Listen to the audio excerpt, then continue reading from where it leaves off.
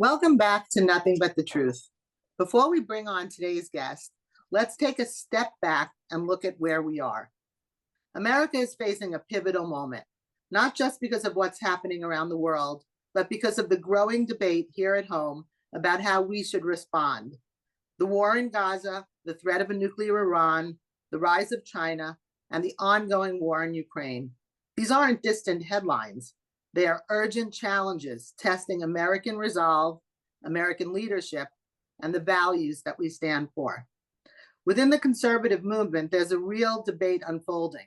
Should we pull back and focus inward, or should we reassert ourselves on the global stage with strength and purpose? What does it mean to lead in a world that seems increasingly chaotic? And what does a principled American foreign policy actually look like today? One of the clearest and most courageous voices grappling with those questions is someone I'm proud to call a good friend. Senator Jim Banks of Indiana served in the House of Representatives for 7 years before being elected to the Senate. Throughout his time in Congress, he has been a national leader on defense, foreign affairs, and one of the most vocal champions of the U.S.-Israel relationship. He's led on major legislation like the Israel Anti-Boycott Act and supported key measures such as the Taylor Force Act. A Navy reservist who served in Afghanistan, he brings both personal conviction and policy experiences to these issues. Most recently, Senator Banks delivered a powerful speech at the Vandenberg Coalition where he outlined what he called a middle path for conservative foreign policy, rooted in the Reagan doctrine of peace through strength, combining realism with moral clarity. It will be especially great to hear from him today to help us better understand these critical issues and what lies ahead for all of us. So Senator Jim Banks, welcome to Nothing But the Truth. Good to be with you. Thanks for having me, Trudy. So great to have you. And I want to wish you a tremendous congrats on becoming a senator. And before we get to the meat of the discussion that I'd like to have, just tell our listeners a little bit about the difference between being in the House, a member of, one of 435 members, and being in the Senate, which is one of the most powerful places to be, in the world. So if you could just give us a little description there.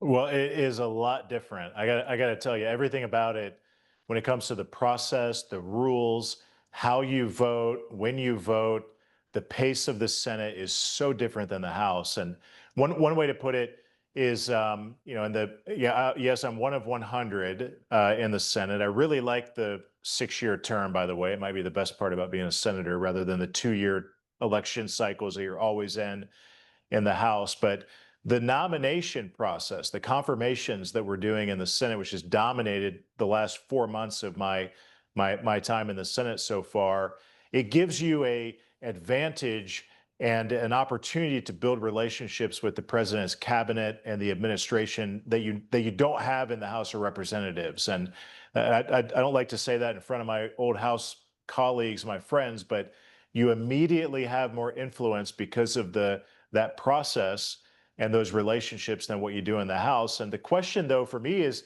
how do I use that influence for my great state? How do I do big things and good things for Indiana with cabinet officials that I've built a relationship with who are serving President Trump in this White House? And that's what I'm figuring out along the way. And one good example is that Secretary Hegseth and a lot of the officials at the Pentagon, how can I work with them to do good things for Indiana that are good for our national defense is a good example. So I really like it. I'm honored. I'm awestruck every single day that I get this incredible opportunity to be a United States Senator. It's not something I ever thought I could do in my life.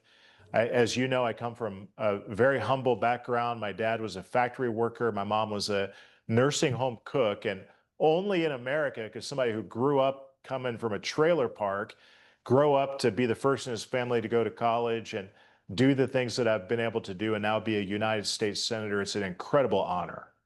Well, we are so thankful to you that you've decided to give yourself to this service, because you are such an articulate voice and you are so fabulous on all of the issues that are really important to my listeners, Israel, the pro-Israel movement, but also just democratic values and you know having a country that our children and our grandchildren can recognize and live in and be safe. So thank you for stepping up. And clearly, you could have done anything and you chose to do this. So thanks for stepping up and congrats and Godspeed to everything that you choose to do. Well, like I said, really proud to do it. And I think at this moment in American history, I mean, there are some big issues that we're faced with, and what's going on with the tariffs, and when it comes to the trade program that President Trump is engaged in, and what that I think this is really important, Trudy, because President Trump is the first president. I study history. I know that you and everyone in your family studies history as well. I'm not sure that we've ever had a president who understood that trade policy is statecraft. It's a part of diplomacy and how we the deals that we have with other countries and how we use those deals to elevate America and put America back on its feet and restore the made in America economy, and at the same time diminish our biggest enemy, that being the Chinese Communist Party and the role that they play in the world. And we had really big news today with the first of what I think will be many good trade deals for America that President Trump crafted today between us and UK, a very strong ally, and an outline for what that deal will look like. There are going to be a lot of deals to come, but those deals put America first, and they put the interests of the Chinese Communist Party last. And that's really important to me, because that means that my kids are going to grow up and inherit an America that will control its own destiny rather than our biggest enemy controlling it for us. So this is such an incredible and powerful moment, a big honor to serve my country at a time like this, but there's so much more work to do. So that's interesting that you brought up tariffs, because just a couple of weeks ago we had an expert on tariffs unpack what it was going to look like going forward. And so you are in favor of them. You feel that this will put us back on a good track. Absolutely. The reciprocal tariffs and the approach that President Trump is using to put pressure on other countries who take advantage of America. Many of them are our allies and our friends, but putting them on notice that you're not going to get away with trade deficits and putting tariffs on American cars when we don't put tariffs on your cars, for example. I mean, again, in Indiana, where I come from, in middle America, I mean, we make a lot of cars, and the auto industry is really important to the livelihood of places like Indiana and Michigan and the heartland of America. So we have to keep those jobs, save those manufacturing jobs, so that America remains strong. And so much good news, Trudy, that's come out of all of this has been good for Indiana. General Motors in Fort Wayne was the first to make a big announcement after President Trump signed the reciprocal tariffs that they were going to increase by hundreds of jobs and increase overtime for workers in Fort Wayne, Indiana. Then after that, we had a big announcement by Eli Lilly, which is headquartered in Indiana, that they're going to take $29 billion of pharmaceutical manufacturing away from China and move it to the United States. On Monday, Roche Diagnostics is going to make a $50 billion announcement and investment in Indiana and in the U.S.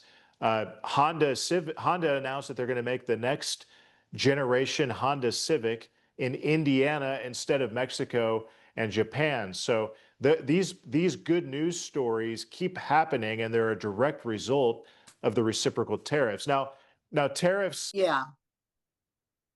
Okay.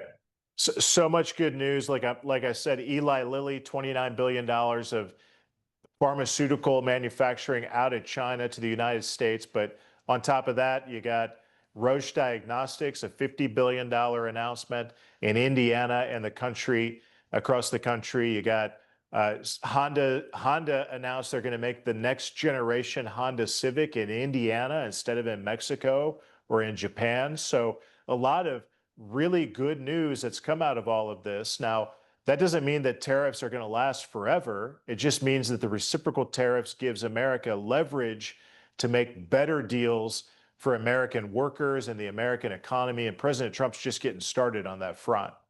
That's fantastic to hear. Um, and I'm so glad for that result after hearing, a couple of weeks ago, a different side of it. Not that they were bad, just how we weren't sure how it was going to play out. So it's great to hear that it is resulting in more jobs, more investment into this country. But Trudy, let me make another point. If these tariffs, which I believe they are all about diminishing China so that America can rise and our allies can rise up once again. One big piece of news that has come out of all of this that didn't get a lot of attention is Apple announcing they're taking iPhone manufacturing out of China and moving it to India. I mean, that's really good news. And by the way, a lot of that manufacturing happens with Uyghur slave labor in China and human rights abuses of those workers. So this is what President Trump is doing with these tariffs and pushing back on China and holding them accountable is really good for the rest of the world, not just for America, but for the rest of the world too. How will China retaliate, in your opinion? I'm sorry, say that again. How will China retaliate? Well, they're trying to. I mean, China has increased their tariffs in response, but I find that so many people that I talk to recognize that this is about America's long-term future and about our kids and our grandkids' future. And Americans are willing to pay a little bit more for a toy or a little bit more for a made in America appliance instead of a made in China junk, and a made in America appliance that might last for a lot longer than something that was made in China. So I'm finding that Americans are committed to this. They want America to come out on top. They know this is a bumpy ride, and hopefully we resolve these trade deals sooner than later so that we can benefit from it more quickly. But the American people, by and large, this is what they voted for on November 5th when Donald Trump won the popular vote, when he won this historic second term. They knew President Trump was going to use tariffs and go after China and hold China accountable. And by the way, China's economy is suffering a lot more than any disruption that you see in America. I mean, the volume of their currency has gone down, and they're feeling the pinch and the effect of this more than anywhere in the world, as they deserve to. I mean, they've taken advantage of us for way too long. They steal our jobs, they steal our intellectual property, they steal our secrets. They go to our college campuses and spew anti-American rhetoric and propaganda and pro-Chinese Communist Party and propaganda instead. So it's long past time that we hold them accountable for it. And that's what President Trump is focused on doing. I think it's going to be very successful, and the long-term benefit of that is really important for America. Really great to hear about that. I'd love to now shift to foreign policy. So you made that a speech at the Vandenberg Coalition where you outlined a middle path for conservative foreign policy. Could you explain that? Because we've heard a lot about this new isolationist policy that seems to be what's happening right now. And you outlined a different middle path. Could you describe that for us?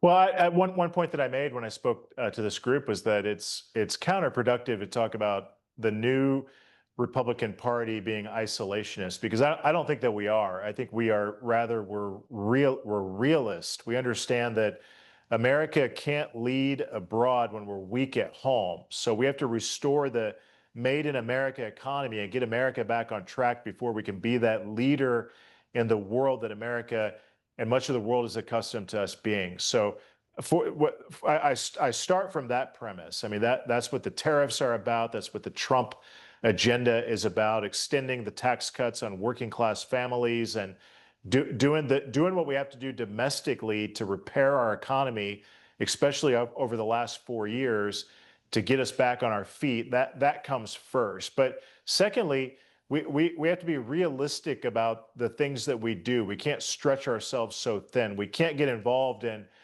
for so-called forever wars. Like I served in Afghanistan. That war went on for 20 years. Instead of going in quickly and doing what we needed to do at the outset and in the beginning, we allowed it to stretch on for 20 years and become not just a drain on America, but the cost of lives and the effect that that's had on so many Americans was significant. And then to watch the way that the Biden administration pulled out of Afghanistan, we lost the lives of 13 of our heroes because of the sloppy and inexcusable work of the last administration, how they did it. That affected America in such a big way. Other countries looked at us differently. Our allies, our enemy, our allies. When they saw us pull out of Afghanistan the way that we did, it changed their view of how much they could trust America, and it made us look weak to our enemies. So the aftermath of that, it proves that we can't do that again. And one thing that the Trump administration is very focused on, the Pentagon and Secretary Rubio and President Trump himself, is focusing on the China threat means that we have to retailor and modernize our military with a focus on China and their military, and pivoting much of our military resources to Asia that are not benefiting America and other places in the world. So I talked about that in the speech too. That doesn't make us isolationist. In fact, my message to Europe when I was visiting there a couple of weeks ago is we need NATO and Europe to step up to the plate and do more to focus on Russia so that America can do more to focus on China. And that's in the best interest of Europe, just like it is in the best interest of America. So that was a part of my foreign policy speech. And I think that the Republican Party today is different than it's been throughout my lifetime. I call it the new Republican Party, the Trump Republican Party. And I think it's rooted in realism rather than isolationism or the former neocon approach of stretching America too thin around the world and in a costly way that weakens America at home. So there's a lot that goes into that, but I think President Trump is right on all of it. And Trudy, something that's important to you and me in the midst of all of that is standing by our most important ally that we have in the world, and that being Israel. I mean, Israel is it is putting America first when we stand by Israel and recognize the value of the partnership and what Israel does to bring stability to the Middle East, and partner with Israel to go after the bad guys, and which in many cases means being tough on Iran and going back to those maximum pressure tactics that we used in the first Trump term, and that peace through strength type attitude that we have toward Iran and their proxy groups, to let them know that if you mess with Israel or if you mess with the United States of America, there really will be hell to pay. I love hearing you speak about this, because the whole concept of isolationism is very frightening. Frightening to me personally, and I'm sure to lots of our listeners, with regard to Israel. But I do understand that it's America first is not America alone. So in this global world that we now live in, it's not even possible to be an isolationist country. The involvement with other nations all over the place and the globalization of the world would make that untenable, I believe. So how do you see, like, the issues with Iran? And Iran is now one of the hugest dangers on the planet, and if they become nuclear, we're really in big trouble. And it seems like there is a new shifting policy with regard to Iran. It seemed like President Trump and the administration was very much on board with eliminating any possibility for Iran to become nuclear. And now we're hearing hints of, well, they could become nuclear, but not with regard to weapons, only with regard to energy. So do you see a weakening with regard to policies, to control Iran, or do you not see that? And what's your feelings about it anyway? Yeah, we can't allow Iran to build nuclear weapons, and we have to be clear-eyed that if Iran builds up a nuclear program for anything, we have to be realistic and with the expectation that that's going to lead to them developing nuclear weapons at the same time. So we can't allow them to do that. And I know that Mr. Witkoff and President Trump and others in the administration, they're having conversations. I wouldn't call it even a negotiation, but they're having conversations. And one thing that I've learned about President Trump is that you don't cross him, especially if you're a foreign power with anti-American interest. Do not cross President Trump. Do not tell him that you're going to do something and then not do it or do the opposite. That does not end well, and it won't end well for Iran if they do that. So let's give. I'm willing to give President Trump and his team some room here to have these conversations and see where they go. I don't think it means that President Trump is soft on Iran. I mean, he certainly wasn't in the first term. The maximum pressure campaign in the first term was very effective. And then we got Joe Biden back in the White House, who played footsie, wanted to go back to play footsie with Iran and wanted to go back to a Obama-like Iran nuclear deal. And thank God they didn't enter into one of those under Biden. We can't allow that to happen again. So being tough on them, a tough approach, a stronger America at home, and a stronger American military projecting force and strength will do much to deter Iran and their proxies, to hold them accountable. And that's exactly what President Trump is focused on making sure happens. So, as a rising voice in the Senate, what message do you hope to send to younger conservatives about the role of American leadership in the world, and particularly with regard to Israel and the Middle East? Well, I say it all the time. This is the greatest country in the history of the world. I mean, look at me sitting here as a United States Senator coming from a trailer park in my small hometown, and to live the American dream and preserve the American dream for generations to come. To young conservatives or young Americans who are growing up looking at the outlook for this country, we should all be very optimistic about where America is heading. And there are great things to come for this great country, and our valuable partnership with Israel, and on so many fronts. I mean, think about the innovations that we share. The Iron Dome in Israel, we're trying to model that with the Golden Dome in America, and some of the investments and technologies that we develop together, the things that we our shared interest in freedom and democracy in our countries and abroad. I mean, that relationship is so important, it's so valuable, and it's one that we need to continue to nurture forever. And that's what I'm committed to as one of the youngest United States senators, and a new senator that hopes to be sitting in this job for a long time to come. Well, we certainly hope so too, and we really hope that that you have much luck in everything that you set out to do. You're actually a tremendously articulate and smart and wise voice. So we're very thrilled that you have become Senator of Indiana. Thank you so much for joining us today. Your leadership, your clarity, your unwavering support for Israel, and American strength on the world stage are deeply appreciated. It's always an honor to have you on, and especially meaningful for me personally as a friend. Well, thank you very much. To our listeners, thanks so much for joining us. This has been Nothing But the Truth with Trudy Stern. You can catch us every Thursday night on the radio at 9:30 p.m. And if you missed any part of this show or want to listen to any of our past episodes, you can find Nothing But the Truth wherever you get your podcasts. Until next time, stay strong, stay informed, and keep seeking nothing but the truth.